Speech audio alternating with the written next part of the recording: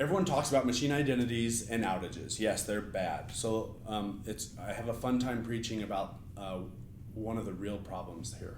What happens when a machine no longer trusts another machine? What happens?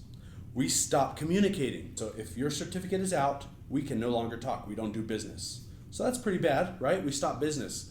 But I think there's a worse thing. So let's talk about a web certificate. When someone goes to a web page and it's expired, does the human shut down and they can't work? There are some browsers today still that allow you to do something.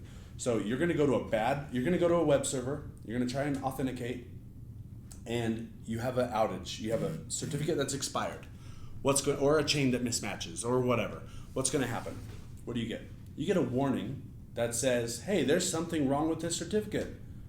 Click yes to proceed.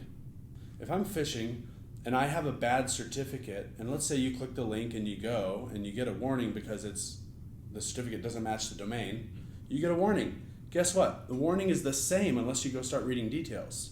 So by having a web server with an outage, you are training all of your staff to be phished. So how many people actually understand what's going on with the certificate enough to look at the details and make a good decision? I would say very few. And I would also say most people just want to get their job done, so they're going to bypass it and get their job done. We got work to do. It's like, you're going to preach to me about being phished, but you're going to let me have systems that teach me to be phished. But because phishing attacks a human, we will always fail. Now, we can improve and we'll come up with more solutions and it'll get better, but I think anytime you have a human as part of your hack, you win. You'll win. And even if it's a percent of the time, it's still worth it. Why is phishing still here? Again, we're using people. So every time you have a certificate outage on a web server, you are training your users to be phished.